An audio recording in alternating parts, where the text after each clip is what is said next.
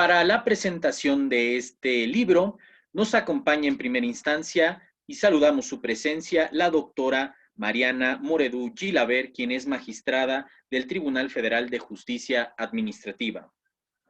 También saludamos la presencia del doctor Jeffrey Reed, quien es profesor en la Universidad de Columbia en el Departamento de Psicología. También saludamos la presencia del doctor Nicolás Martínez López, quien es el autor de esta obra, y presidiendo este acto nos acompaña nuestro director, el doctor Raúl Contreras Bustamante. Para dar inicio a esta presentación, le cedemos el uso del micrófono al doctor Raúl Contreras Bustamante. Muy buenas tardes, tengan todas y todos ustedes que nos ven en vivo a través de la página oficial de la Facultad de Derecho. Estamos transmitiendo a través de Facebook Live en esta presentación de una obra que se antoja muy interesante y sobre todo muy actual. Para la Facultad de Derecho es un motivo muy especial de gusto que se haya escogido a esta institución para presentar este libro. Yo le agradezco mucho a la magistrada y profesora del posgrado de esta facultad, Mariana Moredú, que haya intercedido para que esta obra de interés para los juristas, y ahora trataremos de explicar por qué, sea presentada, sea explicada, conocida y desde luego leída y analizada por la comunidad jurídica de la universidad. Yo quiero felicitar a Nicolás Martínez, al doctor Nicolás Martínez, quien es un destacado investigador en el Instituto Mexicano de Psiquiatría Ramón de la Fuente Muñiz, compañero en el Sistema Nacional de Investigadores, que se haya dado tiempo para escribir esta obra y también que nos haya hecho el honor de presentarla en la Facultad de Derecho. Ahora que estaba revisando algunas notas y hojeando el libro, pues no puede ser más oportuno porque el derecho a la salud es uno de los derechos sociales por antonomasia. Ahora que recientemente acaba de fallecer el doctor Guillermo Soberón, pues hemos recordado que él fue el impulsor principal para que el artículo 4 de nuestra Constitución Federal estableciera dentro de las obligaciones del Estado mexicano garantizar el derecho a la salud. ¿Qué quiere decir? Que las instituciones del Estado quedan obligadas a dar protección y asistencia médica a los individuos en lo que se ha dado en llamar el derecho a la atención o a la asistencia sanitaria.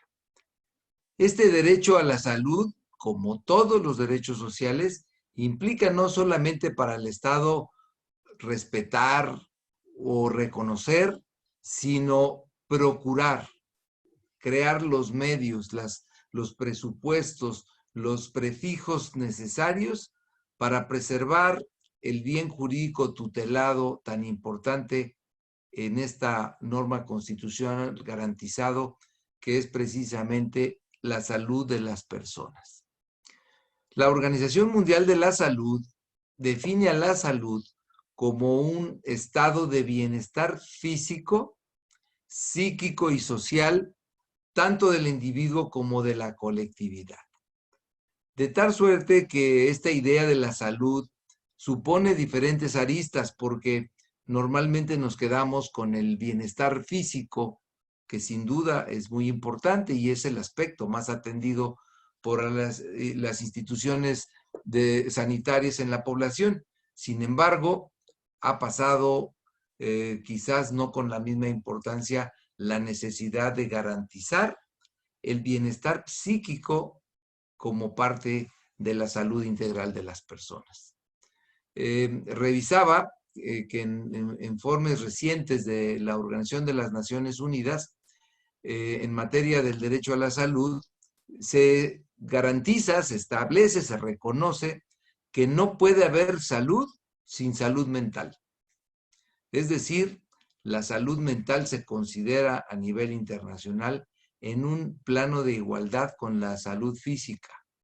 y creo que así debería de ser en términos presupuestarios, educativos y en cualquier práctica médica. Sin embargo, las cifras que estábamos revisando de la Organización Mundial de la Salud, solamente el 7% de los presupuestos sanitarios se destinan a asuntos de salud mental. La Organización Mundial de la Salud considera que los países con ingresos bajos gastan menos de $2 estadounidenses al año en salud mental. Pues a esto surgen muchas preguntas. ¿Por qué se presta tan poca atención al cuidado de la salud mental cuando 1 de cada 4 personas se verá afectada por algún padecimiento de este tipo a lo largo de su vida? La respuesta quizás sea la estigmatización o la discriminación que a lo largo de la historia se ha hecho de las enfermedades mentales, cuyo único puerto de arranque consideramos que es verdaderamente la ignorancia o el desconocimiento de su importancia. Por ello, la obra que hoy presentamos a la consideración de los lectores, pues tiene consideraciones que se convierten en herramientas muy valiosas para poder entender a cabalidad la importancia que tiene la salud mental y cómo se entrevera en el mundo del derecho, en asuntos, por ejemplo, importantes, pues como modificar quizá los procesos que consideran inimputables a algunas personas que padecen enfermedades mentales, o considerar a quien consume drogas como un enfermo en lugar de un delincuente. Y es que la salud mental, como un bien social, solamente se puede preservar con esfuerzos colectivos, y para ello creo que esta obra va a contribuir mucho para crear una cultura y para destacar la importancia que tiene la atención sanitaria adecuada. La protección de la salud mental y el desarrollo de los correspondientes sistemas sanitarios asistenciales son tareas fundamentales en los estados democráticos. No podemos ahora disasociar la importancia y la influencia que ejercen los problemas mentales en el ámbito laboral. Por ejemplo, ahora con la pandemia, pues la cantidad de personas que están afectadas de estrés, por el miedo, por el confinamiento, y que tienen que desarrollar desde sus casas actividades laborales, pues están empezando a llamar la atención. Lo mismo ahora en nuestro propio entorno educativo, los estudiantes pues están cada día llamando con más continuidad a los sistemas de salud integral que tiene la Facultad de Derecho para solicitar apoyo, asistencia, orientación de carácter psicológico y hasta psiquiátrico, sin desconocer pues los impactos que está teniendo la pandemia en el ámbito familiar, en la incidencia en la violencia intrafamiliar y sobre todo en contra de las mujeres, el incremento en la tasa de feminicidios, en fin. Creo que este libro nos va a hacer entender a los juristas la importancia que tiene las cuestiones psicológicas y psiquiátricas en este asunto. La Oficina del Alto Comisionado para los Derechos Humanos establece y da datos de que la mala salud física reduce incluso la esperanza de vida. Consideran que 20 años menos en los hombres y 15 en las mujeres, lo cual son cifras que verdaderamente pues nos dejan muy preocupados. Es decir, existen grandes retos para la conquista plena del derecho a la salud, pero no solamente están establecidos en la Constitución, sino que en la convencionalidad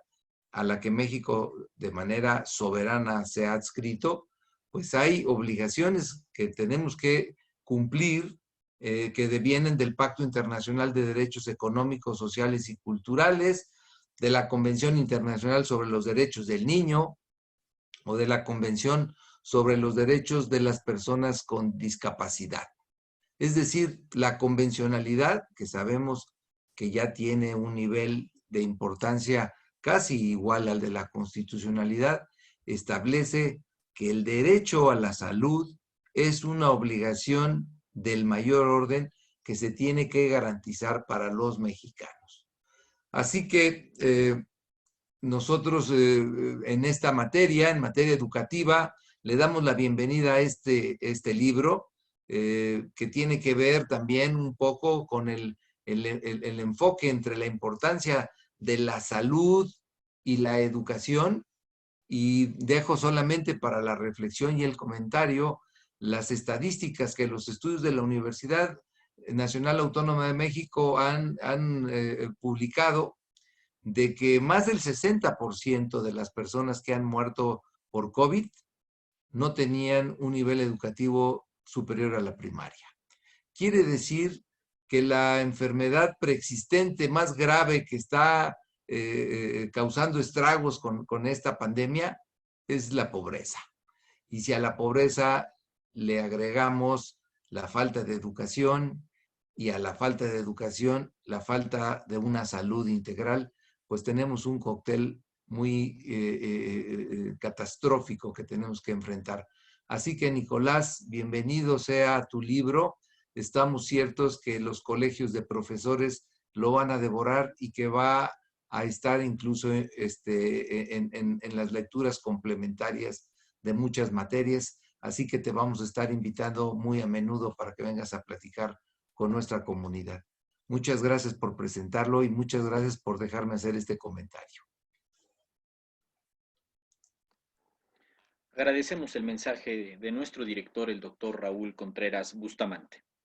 A continuación, le cedemos el uso de la voz a la doctora Mariana Moredú Gilabert, quien es magistrada del Tribunal Federal de Justicia Administrativa. Adelante, doctora. Muchísimas gracias a mis compañeros de panel, y además muchísimas gracias a la Universidad Nacional Autónoma de México y sobre todo a la Facultad de Derecho, al doctor Raúl Contreras, que hoy nos da nos permite entrar a su casa para presentar este libro tan importante, pero que además hay que decir que es el libro con el que se inaugura una colección que creo que nos hacía muchísima falta en México, que es El Derecho y la Salud, en el que el libro inaugural es justamente esto, salud mental forense, y que creo que es bien importante resaltar que dentro del comité editor encontramos precisamente al doctor Raúl Contreras, al doctor Germán Fajardo, a la doctora Mercedes Juan, a la doctora Marielena Medina Mora, es decir, personas de primerísimo nivel que están tratando de que salgan ejemplares importantes que nos ayuden a entender cuál es nuestra realidad, no solamente respecto a la salud mental y el derecho en México, sino respecto de la salud en México. Este es el primer hijo de esta colección, y creo que vale la pena decirlo y congratularnos de que la Facultad de Derecho nos permita presentarlo y que nos permita impulsar su lectura por parte tanto de los estudiantes de Derecho como de la comunidad jurídica en el país. Efectivamente, como decía el doctor Raúl Contreras, es un libro muy importante, y decía una cosa que me llamó la atención y que siempre me llama la atención, que es ¿por qué no hablamos de la salud mental? Y es que el problema es que la salud mental es invisible. La realidad es que no vemos a las personas. La mayoría de las enfermedades mentales no son visibles, inclusive ni siquiera las discapacidades psicosociales, sino solamente nos damos cuenta de ellos en el momento en que interactuamos con las personas o que vemos que no pueden desarrollar su vida de forma adecuada. A mí lo que me parece interesantísimo en este caso y en este libro, y por lo cual me congratulo de que sea el primero que aparece en la colección, de la cual pues agradezco ser la directora, es precisamente porque visibiliza muchísimos problemas que nadie ve y que solamente los viven las personas que desafortunadamente tienen que lidiar día a día con personas que tienen alguna discapacidad psicosocial o que desafortunadamente la sufren. Me parece que es un libro en el que se incluyen muchísimos temas que si bien pareciera no se encuentran conectados entre ellos mismos, todos tienen una conexión común y creo que eso es lo interesantísimo, es el derecho. Y son las consecuencias jurídicas que trae cada una de estas situaciones. Y por ponerles algún ejemplo, podemos hablar, por ejemplo, del tema de la inimputabilidad, es decir, cómo se le trata a una persona que ha cometido un delito cuando está en una situación de una discapacidad psicosocial, si es imputable o no es imputable, cuál es el trato que se le da en un procedimiento jurídico, si este procedimiento jurídico, lejos de proteger sus derechos, en realidad los está vulnerando. En fin, esto es un tema importantísimo porque redunda directamente en la esfera jurídica de una persona. Sin embargo, nunca nos lo preguntamos y no lo preguntamos precisamente porque no lo vemos a menos que estemos metidos en este tema. Otro de los temas importantísimos a lo largo del libro es, o que se toca en el libro, es el tema del consentimiento informado y que precisamente también es un tema que es un pendiente en México. Todavía no hemos logrado desarrollar un consentimiento informado que satisfaga todas las necesidades para efectos de proteger a los pacientes y no solamente a los pacientes, sino también a los médicos. Y entonces creo que el hecho de hablar del consentimiento informado en personas que tienen algún tipo de discapacidad mental o discapacidad psicosocial nos hace ver precisamente la necesidad y nos evidencia la necesidad de encontrar mecanismos para que las personas que en un momento determinado no se encuentren en una capacidad de raciocinio total, puedan emitir efectivamente una aceptación, un consentimiento de algún tipo de procedimiento que se les vaya a realizar o, por ejemplo, del internamiento involuntario. Hablar del internamiento involuntario es un tema muy escabroso, es un tema que genera muchísima polémica porque hay personas que se escandalizan de hablar del internamiento involuntario. Sin embargo, hay personas que viven día a día con el tema de las discapacidades de las personas y piden por favor que no desaparezca, sin embargo que hay cuestiones que se tienen que respetar. Entonces, creo que es un libro que nos mezcla todo lo que es el derecho junto con todas las cuestiones de derechos humanos que se dan precisamente respecto a las personas con algún tipo de discapacidad psicosocial o con algún tipo de enfermedad mental. Hay temas interesantísimos dentro del libro y de verdad que me daría muchísimo gusto que las personas que nos están haciendo favor de acompañarnos se despertara su curiosidad por leerlos. Tenemos, por ejemplo, el tema del suicidio. Es un tema importantísimo en estas fechas. Las personas que se han estado informando respecto a las cuestiones que están dando en materia de COVID y por todas las condiciones del confinamiento o por cuestiones familiares o por cuestiones de pérdida de trabajo, se podrán dar cuenta de que hoy en día los niveles de suicidio, las tasas de suicidio se han incrementado muchísimo y yo creo que es interesante empezar a leer este tipo de cosas, qué es lo que hace que una persona eventualmente de pronto tome una decisión como esta. El libro nos puede guiar muchísimo y esta parte específica nos puede señalar claramente cómo hoy el suicidio es un problema de salud pública que tenemos que empezar a abordar y que no podemos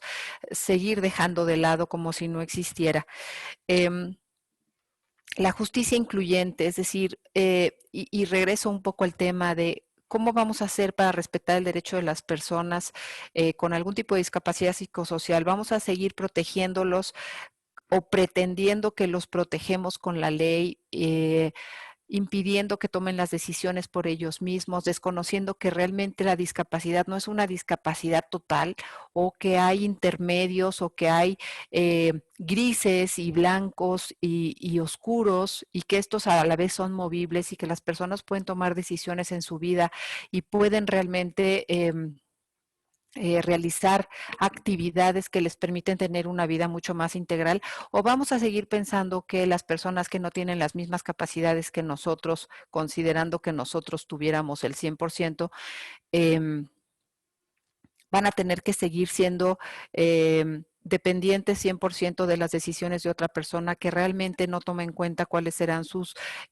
deseos, sus gustos, sus preferencias, en fin, una serie de cosas que hoy en día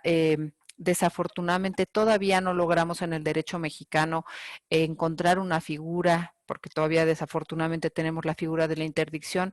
una figura que permita que las personas tengan una vida más plena.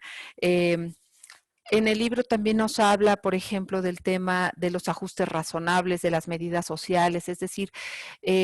formas que ya se han ido adoptando en otros países y que se están queriendo adoptar en México, pero todavía no hemos logrado elevarlas a un nivel legislativo, que permitan que las personas sean muchísimo más eficientes en su vida y sean mucho más felices.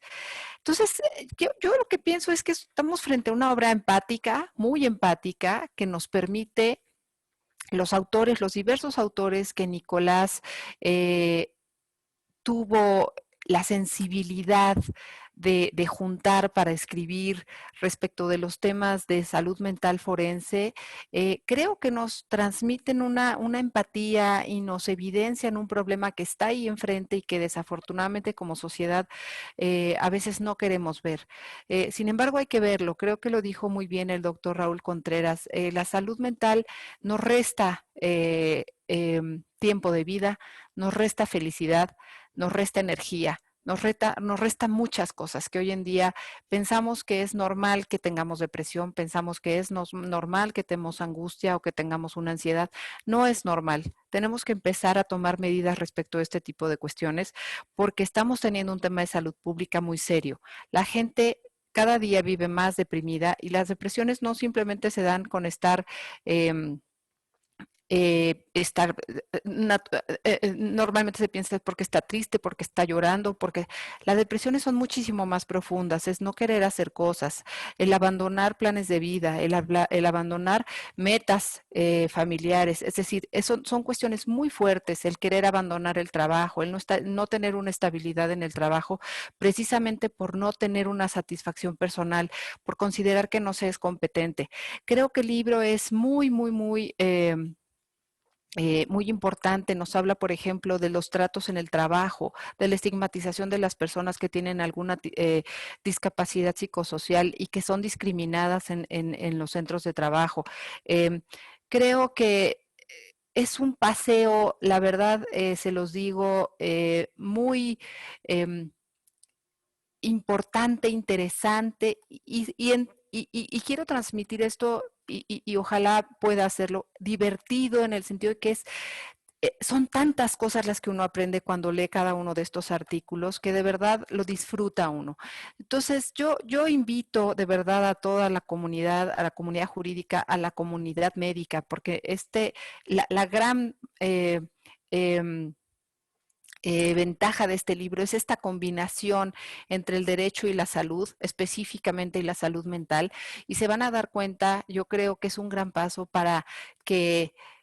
empecemos a romper ese divorcio que siempre ha existido entre la medicina y el derecho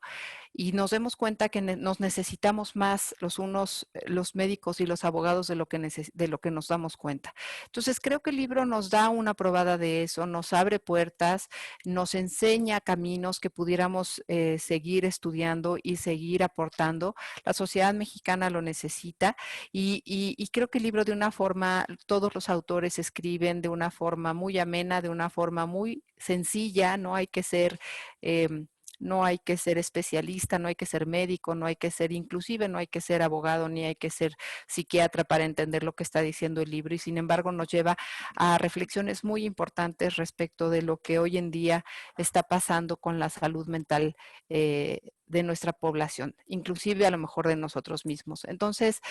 pues yo invito a la comunidad de verdad, agradezco a Nicolás este libro, agradezco a la Facultad de Derecho y al doctor Geoffrey Reed que ahorita le va a tocar hablar y que sé que va a decir cosas muy importantes por de verdad acompañarnos en este paseo que es la presentación de este libro y que es el invitar a todos a que lean una obra interesante, una obra que aporta mucho y una obra que nos devela muchas cosas que están pasando en nuestra sociedad y que no nos damos cuenta. Entonces, pues agradezco mucho y pues ojalá de verdad se animen a leer este primer libro y todos los demás que aparezcan en la colección sobre Derecho y Salud, que esperamos que sean de su interés y que aporte mucho a la comunidad. Muchas gracias.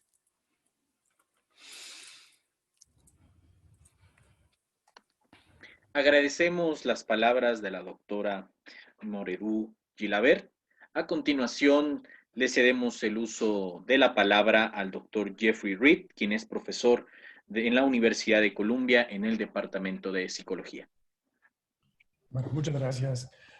La obra editorial Salud Mental Forense coordina por nuestro estimado doctor Nicolás Martínez López con el consejo editor dirigido por la doctora Mariana Moredú, quien está en la mesa con nosotros, presenta una propuesta interdisciplinaria que aborda tópicos de interés para la salud mental, ciencia forense y derechos humanos. En ella participaron expertos en cada una de las áreas abordadas en el libro.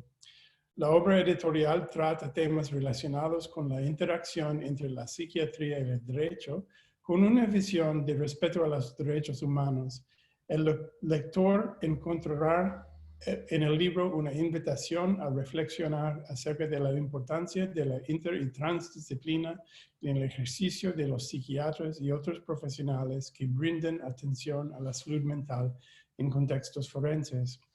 La obra es ambiciosa y sorprendente por su amplitud. Se engloba la amplia y diversa relación entre la salud mental y la ley. Se divide en 3 secciones. La primera se centra en el marco jurídico. En esta sección se exponen los principales temas jurídicos que se relacionan de manera importante con la psiquiatría y otras disciplinas involucradas con la salud mental. Aquí se presenta el marco normativo a nivel nacional con referentes y pautas internacionales a tomar en cuenta en la práctica que realicen los psiquiatras en conjunto con otros profesionales de la salud mental y el derecho.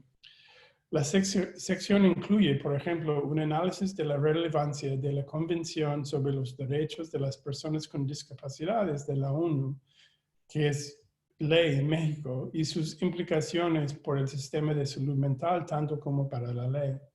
Se pasa a una cuidadosa examinación de las definiciones de capacidad e incapacidad. Ya no se considera por la mera presencia de una condición de la salud mental que las personas son incapaces para determinar los aspectos claves de su tratamiento y las decisiones sobre sus propias vidas. Pero también aborda temas complejos sobre el grado de que las personas con trastornos mentales son responsables para las consecuencias legales de sus acciones, es decir, el grado en que son imputables.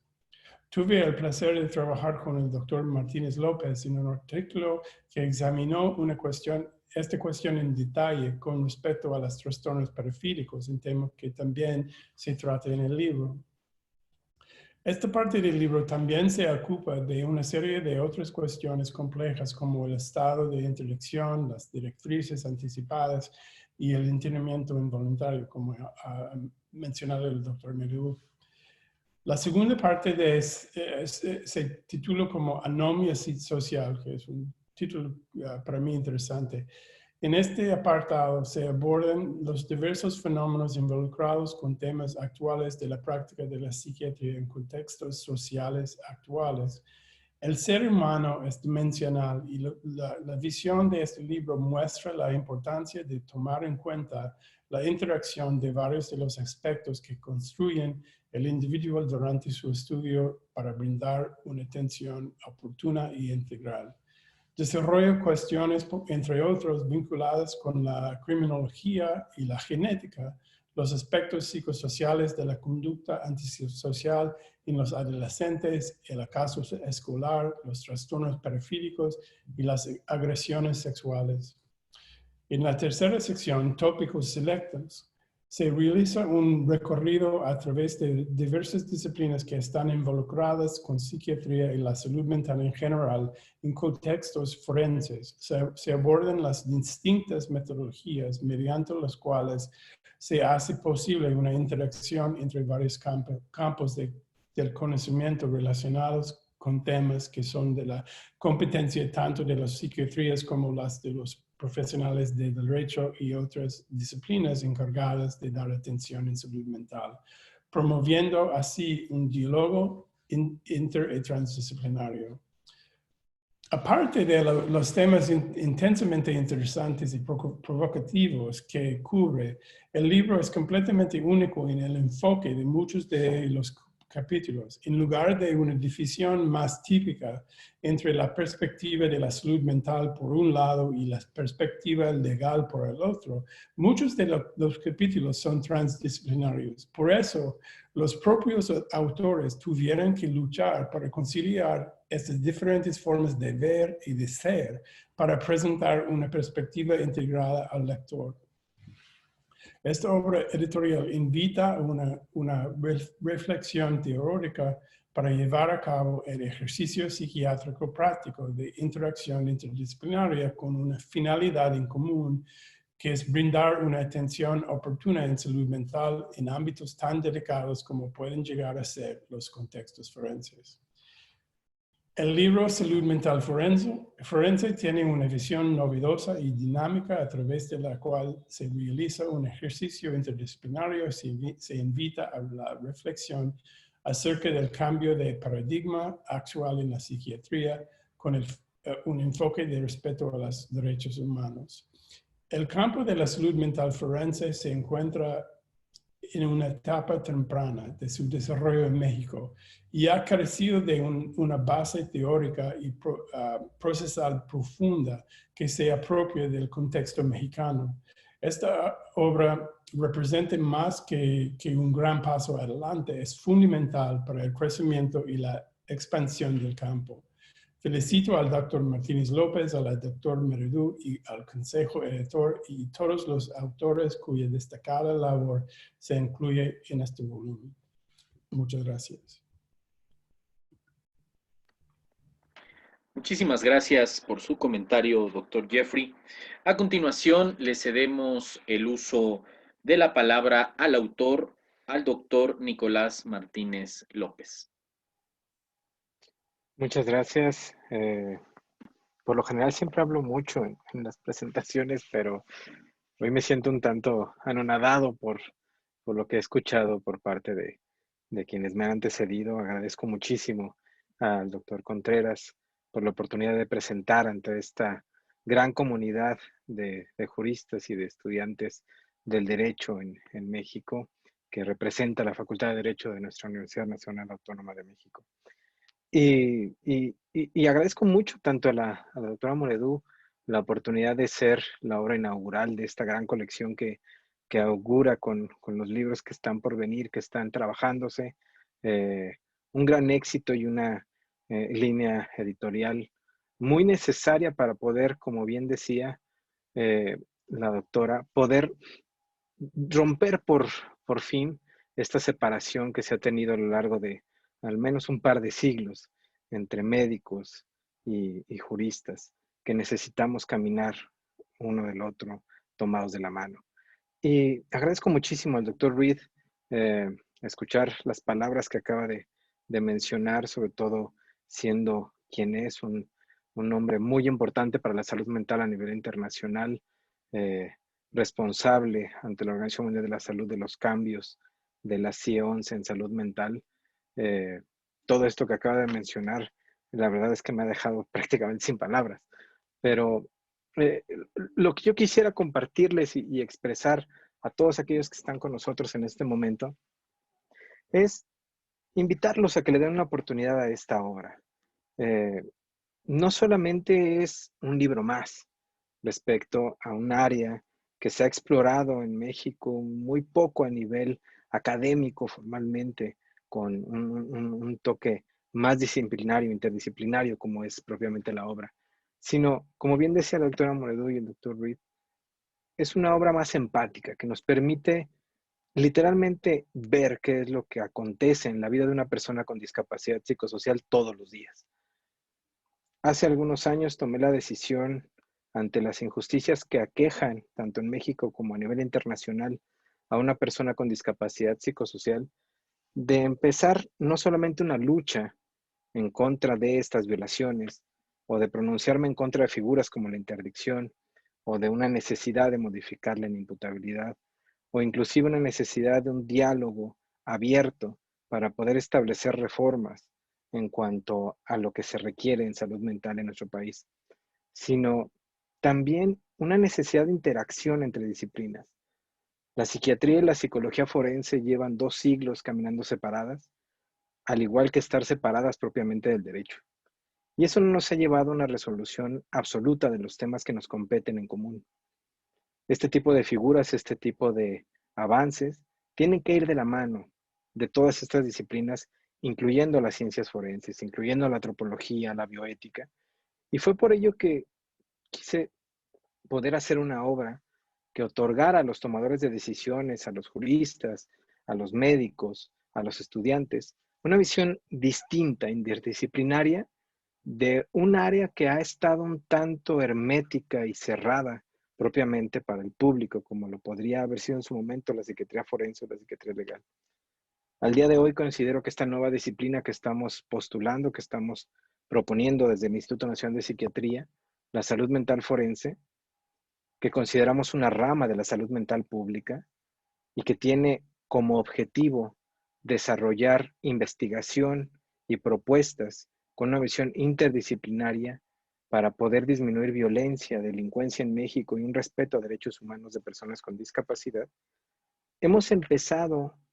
con esta obra reunida con base en prácticamente los 40 capítulos que comprenden sus 717 páginas en estas 3 secciones, reuniendo a 68 autores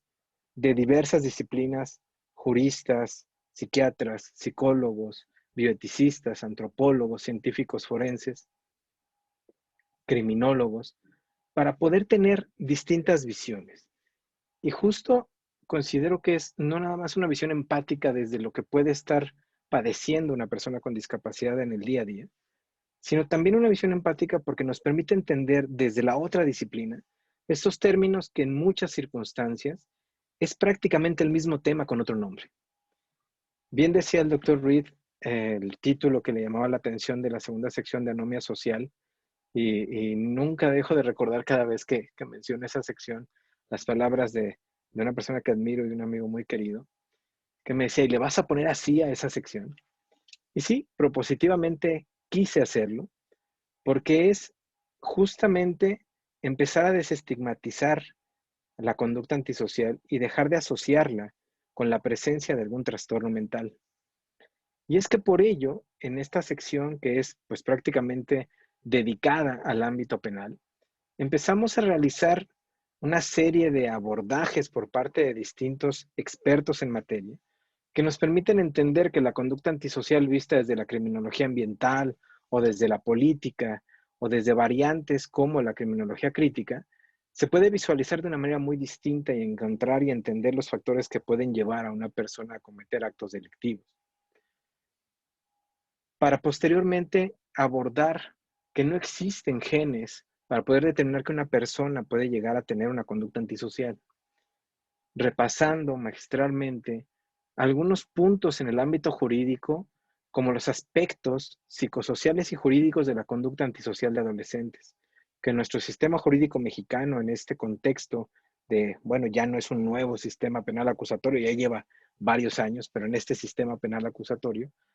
pues dista mucho del sistema mixto que teníamos previamente, que al día de hoy es garante de derechos humanos y que en el específico de adolescentes requiere de una expertise en materia, de que ya no se puede abordar a ojo de buen cubero por alguien que puede estar un tanto improvisado, que requiere de un real conocimiento al respecto del desarrollo y de esta visión progresista de autonomía que nos dicta la Ley Nacional de Justicia Penal para Adolescentes.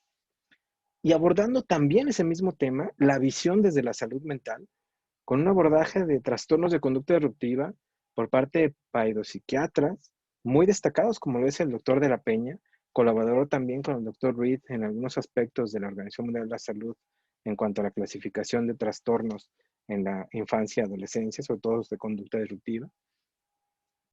Y en otros temas que también abordamos ahí, pues justo un aspecto muy importante y que le dedicamos prácticamente 4 capítulos, repasando un tanto la teoría del delito en la inimputabilidad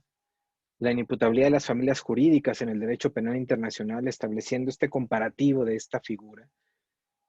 Un modelo que ha propuesto documenta una gran asociación civil en México, que incluso ha llevado a México ante instancias internacionales por algunas fallas que tenemos en cuanto al debido proceso, sobre todo en el ámbito de la imputabilidad y en la figura de interdicción,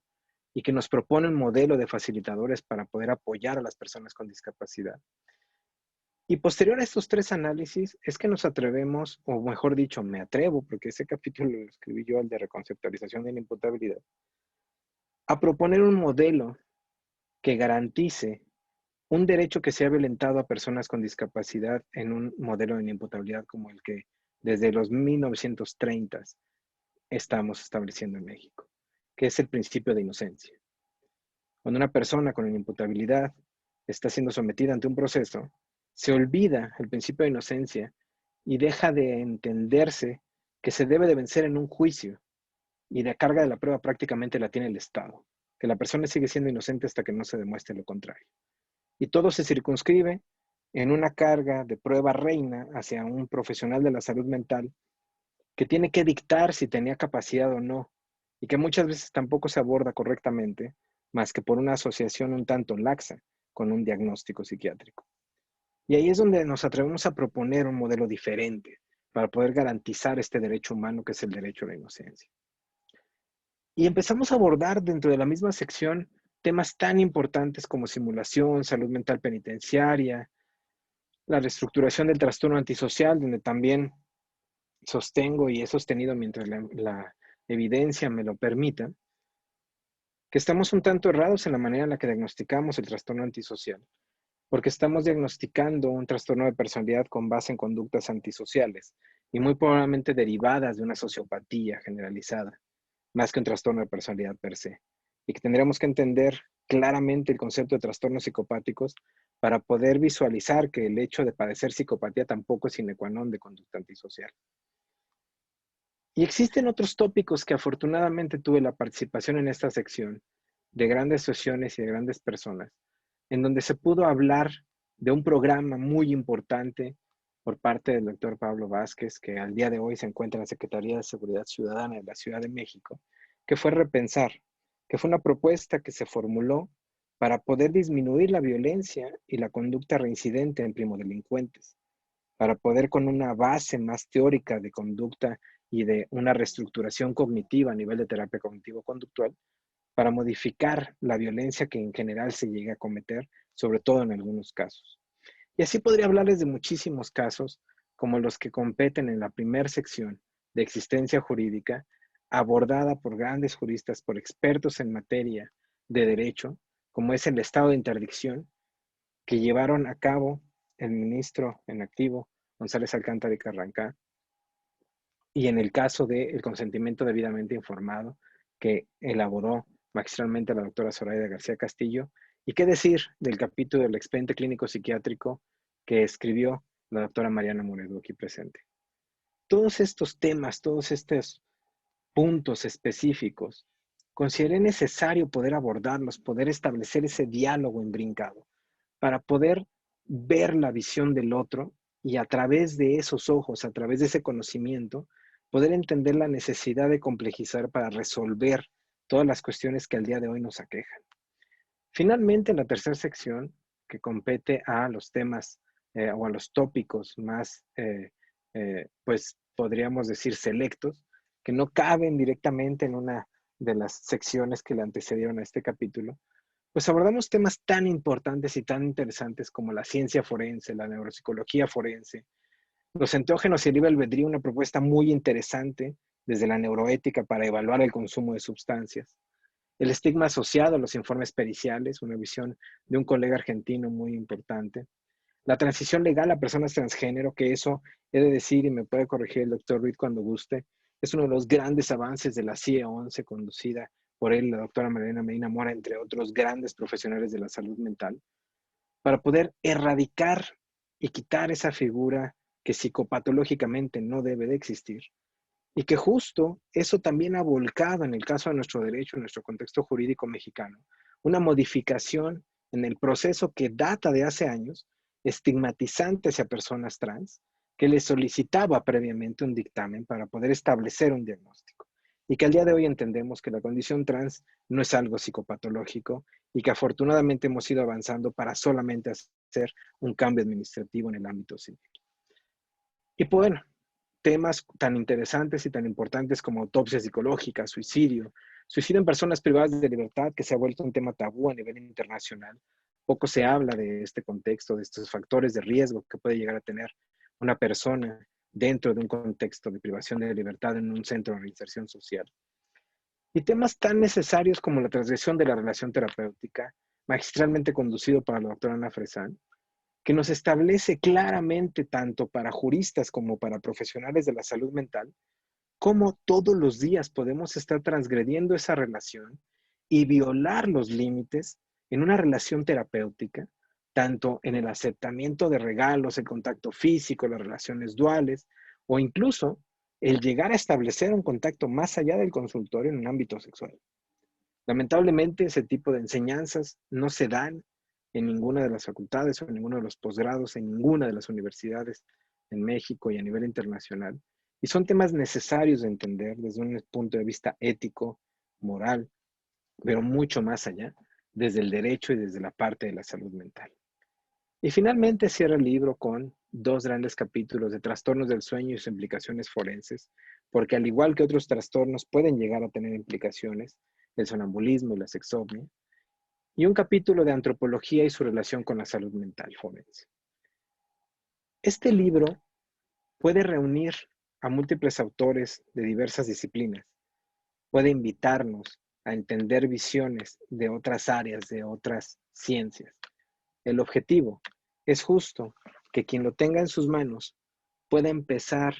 a ver la visión del otro con derechos humanos y garantizar que en el ejercicio de la salud mental y del derecho, cuando se imbrinca con una persona con discapacidad psicosocial, se radican las violaciones a derechos humanos. Quiero agradecer muchísimo a la Facultad de Derecho de la UNAM, a la mesa, la oportunidad de presentar esta obra, agradecer muchísimo a la Facultad de Derecho, agradezco al doctor que diga que me van a seguir invitando, yo encantado. En realidad he colaborado con el Seminario de Derecho Penal las veces que me inviten, yo soy feliz. Siempre han dicho, una persona que admiro, el doctor, el ministro en retiro, José Ramón Cosío, que soy un médico que habla de derecho y probablemente por ahí debe tener, dirá mi psicoanalista, algo de abogado frustrado, pero soy un apasionado del derecho y considero que se necesita un diálogo entre la psiquiatría, entre la salud mental forense y el derecho para poder avanzar juntos y resolver lo que llevamos 2 siglos sin poder desatorar. Muchas gracias. Los invito a consultar la obra. Enhorabuena. Le agradecemos su comentario, doctor Martínez López, y para despedir este evento, le cedemos nuevamente el uso del micrófono al doctor Raúl Contreras Bustamante. Pues como lo ofrecimos, ha sido un evento exquisito, interesante. Breve, quizás nos faltó traer algún penalista y algún experto en derecho penitenciario como para haberle sacado un poco más de jugo. Nicolás, te voy a incorporar al claustro de profesores de derecho penal y creo que hay muchos de estos temas en que de verdad tenemos que ponernos a discutir con mucha más profundidad que ahora que estamos haciendo simplemente la difusión del libro. Entre Mariana y yo vamos a echarle montón a Salvador Vives, a Cubi y a María para ver cuántos libros de estos pueden mandar a la biblioteca de la Facultad de Derecho, porque creo que es una forma de difundir esto. Tú sabes que muchos de nuestros alumnos no tienen la capacidad económica de comprar un libro de este grosor, y vamos a ver si también los convencemos que durante la pandemia, como no hay enciclopedias y todavía no podemos abrir un stand de venta de libros de Tirán Blanche en la facultad, a ver si podemos hacer que se consulte el libro por vía electrónica